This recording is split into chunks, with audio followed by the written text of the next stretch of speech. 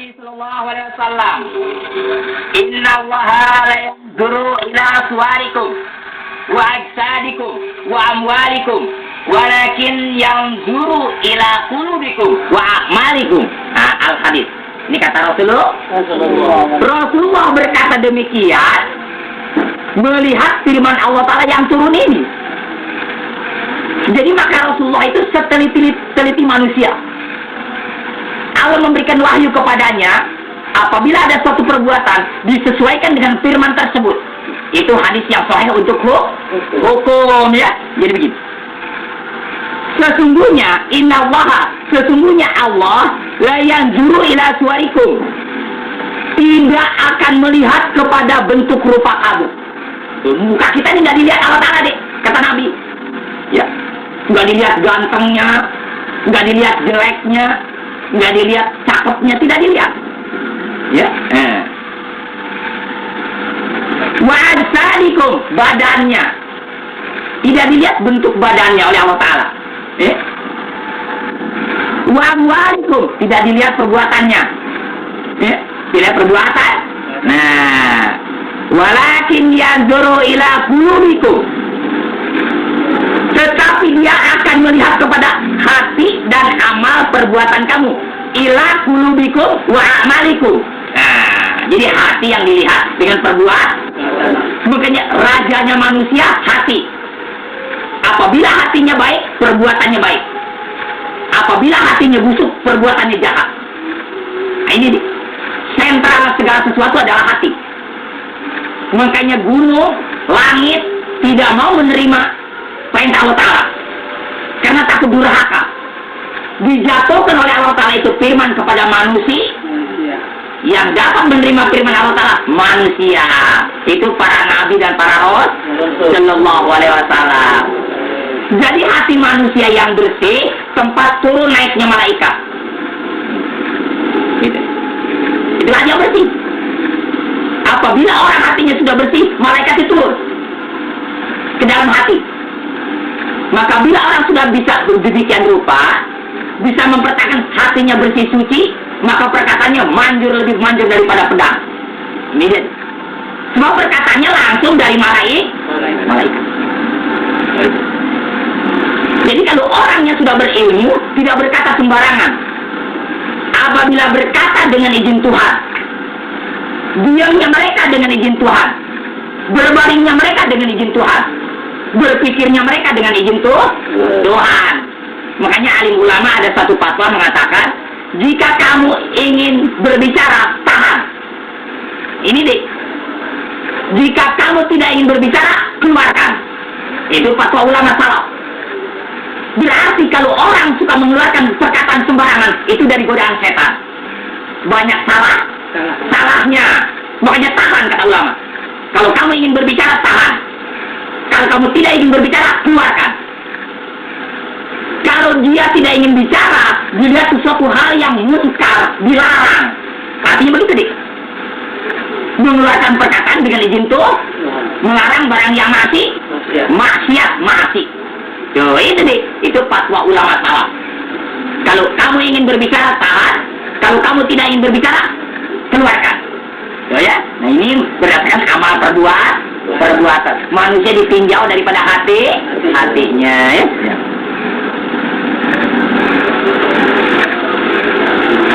Kemudian, man ghazawa wa la yanwi illa iqalan falahu manawa. Ini al-hadis kata Rasulullah sallallahu alaihi wasallam, ya. Man ghazawa huwa, barang siapa berperang dan ia tidak niat melainkan illa iqalan, ingin memperoleh tali onta, falahu manawa, maka baginya balasan apa yang menjadi niatnya. Yo, misalnya orang ini peperangan ini bukan jihad fisabilillah, ada suatu harapan atau ingin harta benda peperangan itu, ya, tapi berdasarkan dia misalnya agama, padahal tujuannya bukan agama, hanya berdasarkan agama itu sebagai syarat saja, tapi niatnya itu lain, hanya ingin harta bandanya yang diberikan oleh Allah Ta'ala. Jadi jihad fisabilillahnya tidak ada, ya. Jadi gitu lah. Jadi tergantung perbuatan, tergantung niat. Disebutkan pula dalam sebuah hadis Nabi Muhammad SAW. Aksiru suda'a umati ashabul furud wa rabba qatilin baina sofain Allahu a'lamu biniyati. Nah, kata Rasulullah SAW ya, yang artinya aksiru suhadai umati, kebanyakan para pahlawan yang gugur syahid daripada umat. Jadi kebanyakan yang mati syahid umat Muhammad ya adalah orang-orang mukmin, ashabul furud, orang mukmin yang ikhlas beribadah di atas kasurnya. Tuh, di berjihad berjuang fisabilillah di atas kasur. Yang dimaksud di atas kasur tuh wirid di tengah malam deh, wirid di tengah malam. Minta ampun sama Allah Subhanahu Wa Taala, minta karunia dari Allah Taala, minta dikasih rezeki yang halal, minta dijauhkan barang yang maksiat, jauhkan barang yang haram. Jihad di atas kasur tuh deh. Ini kiasnya. Makanya kalau pada Nabi, kalau dilihat dengan ini saja, dia bingung deh. Kalau tidak mengetahui seluk-beluk rangkai-berangkai antara satu hadis dengan firman Allah, itu tidak bisa mengiaskannya. Kalau tidak mendapat izin Allah Ta'ala untuk mengupasnya ya. Banyak sekali warabuka kotilin baina sofain, banyak sekali pahlawan yang gugur dalam perlawanan dua barisan kafir dan mukmin. Wasofain, banyak yang gugur orang kafir dan orang mukmin. Namun Allah mengetahui apa yang menjadi niatnya. Bisa zaman Rasulullah juga dia ada orang yang peperangan jihad fisabilillah, tapi sebagian mau harta benda, rampasan sampai satu barang disimpan. Kata Rasulullah, barang dari peperangan yang kamu pisahkan, yang kamu ambil, itu akan menyelimuti api neraka di dalam. Itu jihad fisabilillah. Itu peperangan Rasulullah, perang melawan orang kafir. Tapi ada satu barang yang yang disembunyikan. Kata Rasulullah, kamu bukan jihad fisabilillah. Barang yang kamu ambil bahan bakar api neraka. Tuh begitu deh dalam peperangan. Jadi betul-betul kalau mau peperangan saja tidak boleh ada niat untuk itu dan ini. Nah, niat untuk membela agama, tidak lain. Jihad fisabilillah membela agama, bukan membela dunia, bukan. Nah itu namanya baru sahih. Baru sahih dunia akhirat. Kalau orang mati berjuang hanya harta benda, bukan sahih namanya itu ya. Bukan, sahih itu betul-betul ibadah pada Allah Ta'ala untuk menegakkan hukum Allah di permukaan bumi, itu namanya sahih. Disebutkan pula dalam sebuah hadis, Bismillahirrahmanirrahim. Qala Nabi sallallahu alaihi wasallam, Inna Allah la yu'ayyidu hadzal dina birrajulil fajri wa bi aqwamin la khalaqa lahum. Al-hadis. Sesungguhnya Allah akan menguatkan agama Islam ini dengan lantaran orang yang durhaka dan dengan para kaum yang tidak akan mendapat bagian di akhirat kelak. Tuh, ini deh. Bagaimana? Kata Rasulullah, tegaknya agama Islam ini bukan dengan orang mukmin semua, bukan. Ini jadi. Ini. Orang yang tidak mendapat bagian di akhirat, itu yang sebagian menegakkan agama. Misalnya gini, banyak Islam. Berapa pun Islam, nggak tahu. Tapi kalau dia melawan orang kafir, dia mau. Nah ini loh, ini tandanya. Kamu Islam, sembahyang enggak. Tapi kalau dia melawan orang kafir, dia mau. Ini dia. Sesungguhnya Allah Ta'ala menegakkan agama Islam bersama orang-orang yang munafik. Orang yang tidak mendapat bagian di akhirat. Tapi dia membela Islam, tapi di akhirat tidak mendapat kelakuan dari Allah Ta'ala.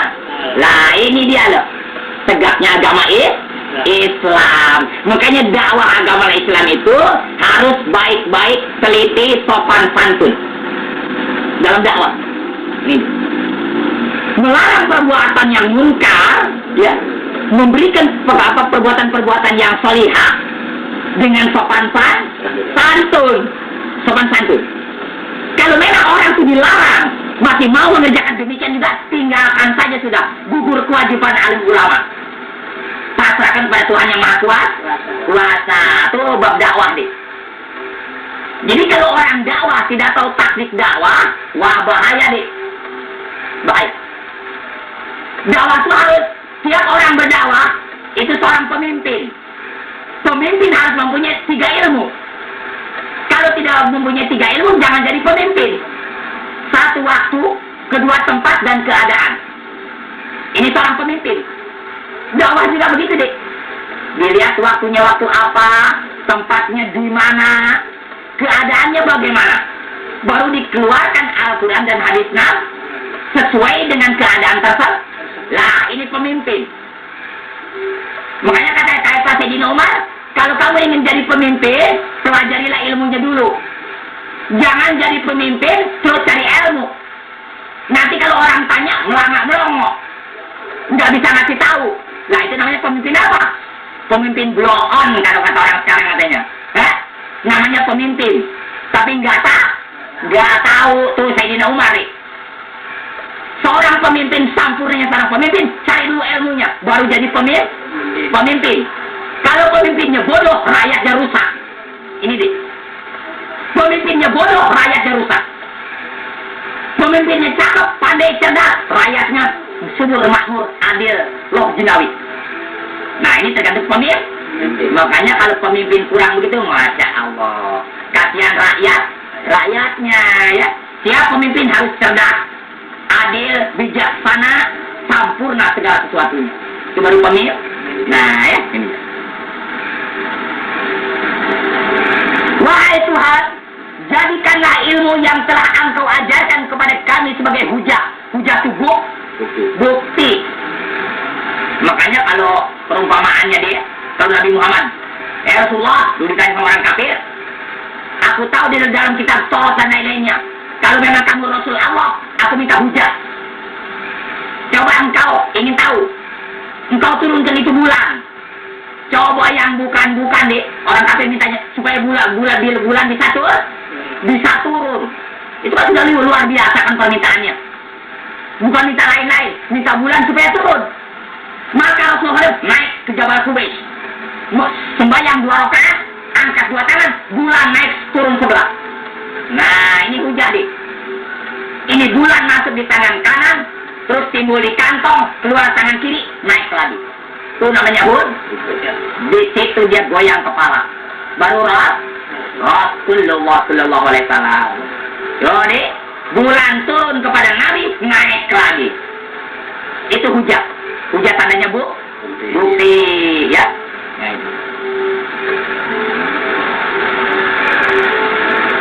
Yang membela kami dan sebagai jalan yang menyampaikan kepada keredoan dan surgamu, ya Allah. Dan janganlah engkau jadikan sebagai hujah yang melawan kepada kami dan sebagai jalan yang mendatangkan kemurkaanmu, menyampaikan dan ke neraka yang merupakan kampung siksaanmu.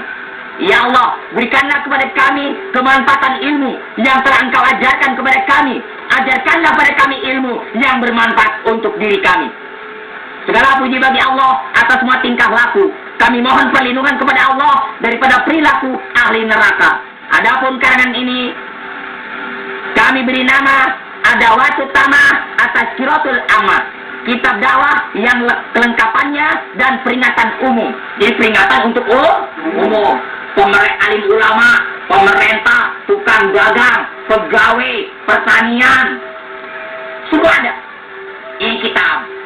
Jadi akhlak-akhlaknya mereka itu tergantung di sini. Berdasarkan firman Allah dan sabda Nabi Barakallahu fil azim ya. Ini Bapak buka kitab demikian. Sekarang Bapak buka mengenai bab kelakuan seorang karyawan dan pedagang, harus tahu ilmunya. Ini Bapak singkat.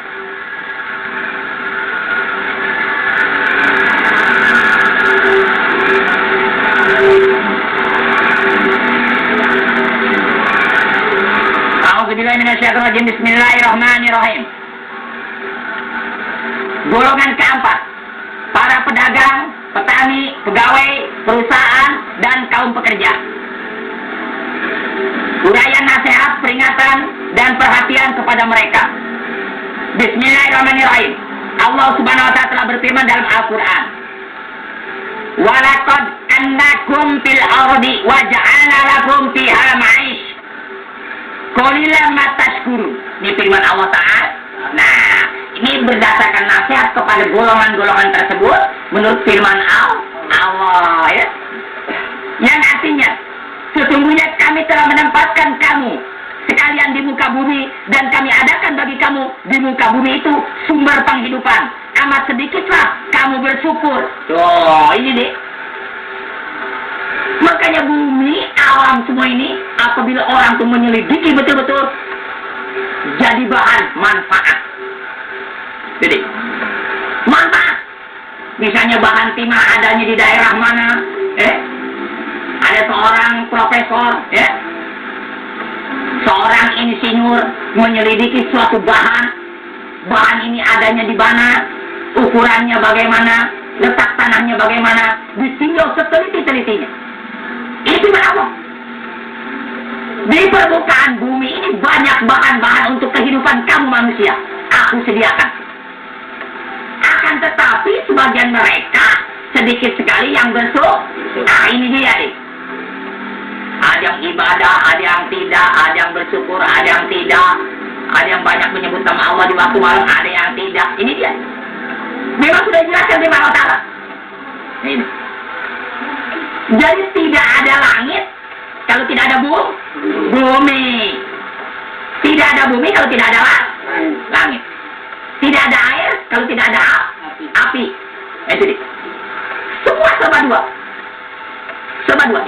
Di permukaan bumi ini hanya orang yang cerdas, orang yang dapat mengukur akalnya sampai di mana akalnya dipergunakan untuk kemaslahatan manusia, maka jadi seumpamanya bahan kimia, soda api dicampur dengan minyak kelapa bisa jadi sabun. Nah ini bahan kimia perumpamaannya. Jadi kalau tidak bisa diteliti salah satu barang, tidak bisa bermanfaat.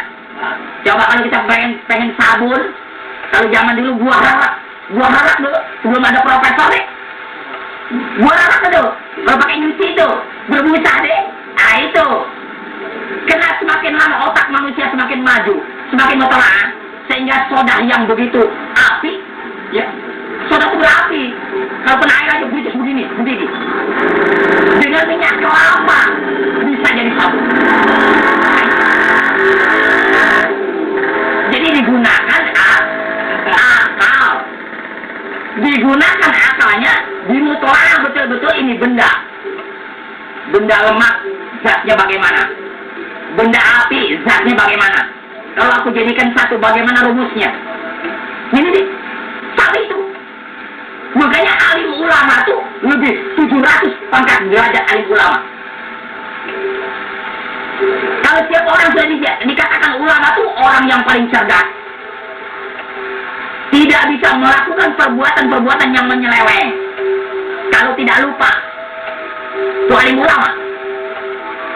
Perkataannya keluarnya tidak sembarangan. Berpikir tidak sembarangan, menulis tidak sembarangan. Ada tata cara. Kalau dia menulis, kalau tidak ada wudhu, ambil air sembahyang, tidak berani menulis. Ini kalau ulama, namanya ulama. Tidak sembarangan nulis, sembarangan bikin pelajaran, begitu tidak. Kecuali suci dulu badan.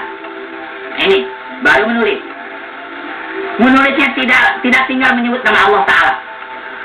Sambil menulis, hatinya Allah. Mohon petunjuk daripada petunjuk kamu.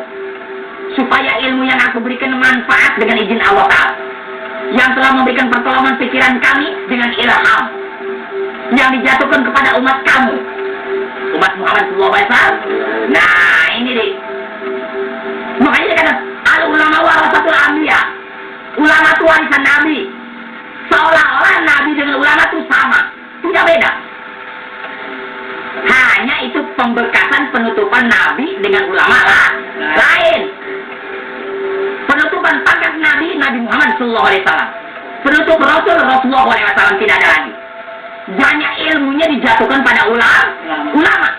Makanya barang siapa seseorang akan cinta kepada alim ulama, maka bahagia mereka. Sama juga cinta kepada Nabi. Sama juga cinta kepada Allah Ta'ala. Apabila seseorang benci kepada alim ulama, silakan di dunia, silakan di akhirat. Dibunuh oleh Rasulullah, dibunuh oleh Allah Ta'ala. Nah, ini dia loh. Makanya dikatakan al-ulama warasatul anbiya. Nah, Nabi kepada alim ulama itu bukan memberikan warisan dirham emas atau perak, bukan. Yang diwariskan adalah ilmunya, perbuatan Nabi, perkataan Nabi, firman Tuhan, diikuti oleh ulama-ulama. Jadi kalau ulama itu berkata tidak sembarangan, menurut wahyu dan perbuatan Nabi. Kalau memang ini perkataan Nabi ini suka dibahas, baru dikias oleh alim ulama. Perumpamaan demikian. Yang mengias alim ulama. Jadi tadi. Sebab kalau Nabi itu perkataannya satu kata bisa jadi 10 makna. Kalau Nabi, makanya Nabi itu singkat, jelas, tegas. Yang mengupas alim ulama ya.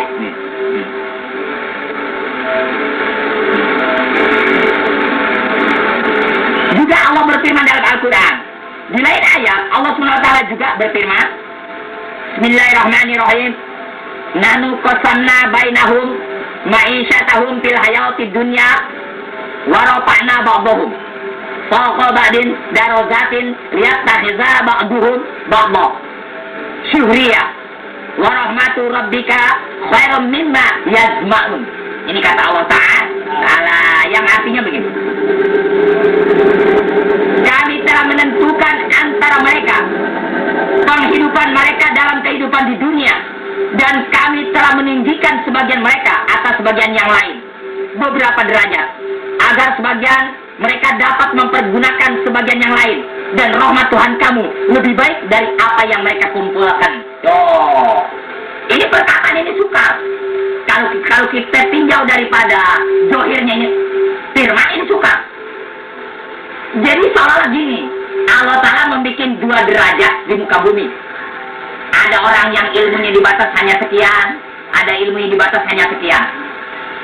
Ada orang yang dibatas hanya mengumpulkan harta benda saja, ada orang yang menuntut ilmu saja. Jadi di antara ketinggian derajat ini, kata Allah Ta'ala, sebaik-baik yang kamu kumpulkan adalah ilmu. Makanya al-ilmu nurun, al-jahlu doru. Ilmu itu bercahaya, bisa meningkat derajat. Jadi alim ulama jadi presiden daripada ilmu. Ya, al-jahlu doru. Orang bodoh itu menyusahkan. Kalau kita bodoh, senang kali susah deh. Perumpamaan aja, dari rapor sebatang juga susah kalau kita bodoh. Nah ini dia. Makanya harus dituntut adalah ilmu ya. Baik pun ilmu dunia maupun ilmu akhirat adalah dituntut harus ilmu. Jadi rahmat Tuhan adalah maha besar, maha rahmat. Allah membedakan derajat antara semua manusia, ada tingkat bertahap-tahap. Makanya ilmu Tuhan tidak ada habis-habisnya. Kalau salah seorang akan menuntut ilmu dari kecil sampai akan meninggal dunia, meskipun 1000 tahun umurnya, tidak akan habis ilmu Tuhan deh. Sebab Al-Quran bisa jadi 10-20 perkataan satu kalimat. Ini Al-Quran kalau dibahas bisa merubah dunia deh. Al-Quran deh. Makanya Al-Quran itu kata Allah Ta'ala, sekecil-kecilnya persoalan di bumi ada di Al-Quran. Yang bisa mengubah, yang bisa membuka itu kalimat-kalimat adalah alim ulama. Al-ulama rosihun, ulama yang dalam ilmunya. Tidak bisa mereka membuka firman Allah Ta'ala dengan segala kiasnya, kecuali topik dari itu bisa dapat sejauh topik karena dia membersihkan diri. Al-Quran ini suci, tidak mau menerima barang yang kotor. Kalau orang jiwanya kotor tidak bisa menerima Al-Quran nih. Baca sih bisa, tapi tidak ada faedahnya. Jadi, sebab tidak masuk Al-Quran ini bersama malaikat sih. Tidak masuk ayat Al-Quran, tidak manjur ayat Al-Quran kecuali orang yang suci. Yang suci disucikan dirinya oleh Allah Ta'ala. Nah, saling sayang sama umat manusia, nasihat menasihatkan di jalan kebenaran, larang melarang di jalan perbuatan yang maksiat, secara sopan santun dan dari agama dan secara agama, menurut syar'i, menurut agama yang ditentukan oleh Allah Ta'ala dan Rasulnya ya. Makanya alim ulama itu tidak sembarangan berkata nih.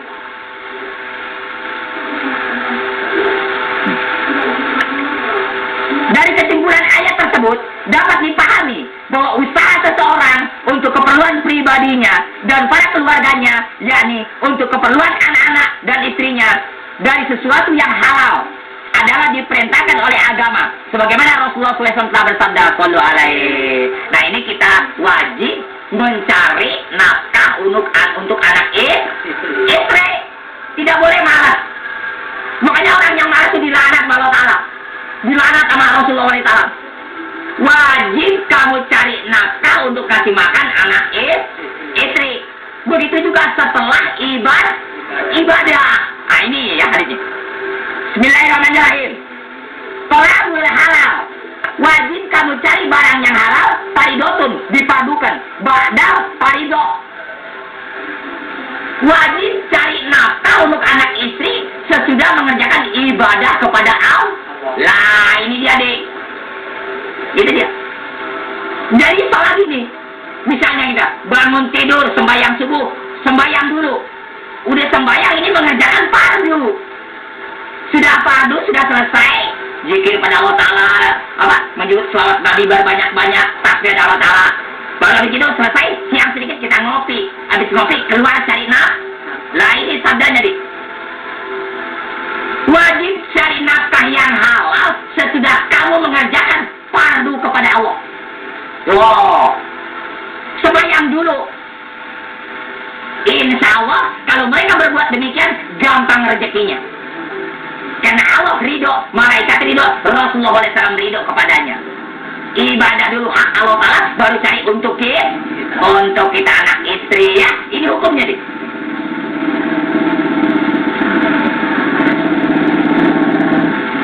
Pada hadis lain, Rasulullah SAW bersabda,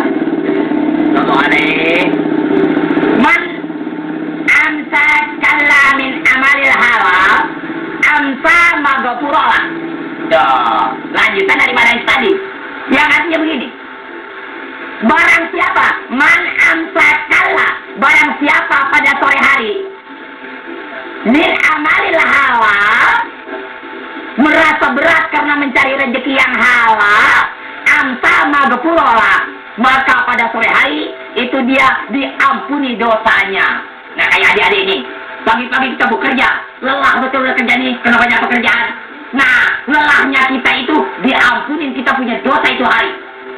Ini dia deh keterangan. Ini deh, bekerja cari yang halal, kalau kita lelah, semua dosa kita diampuni pada sore hari kali kita tidak ada dosa. Nah, ini orang cari barang yang halal deh. Nih, ini kesempurnaan ibadah. Jadi betul-betul kalau kita ibadah mencari untuk kasih anak istri barang yang halal, selelahnya kita ini sore diampuni dosa kita dengan sekalian keluarga. Bagaimana mau dosa nih? Habis cari rezeki, habis ibadah terus cari rezeki, pulang lelah, diampuni dosa. Belum subuh sembahyang lagi, habis sembahyang cari rezeki lagi, pulang lelah, habis kasih makan anak istri, diampuni lagi dosa. Bagaimana mau banyak dosa? Coba. Sedangkan Allah menulis kita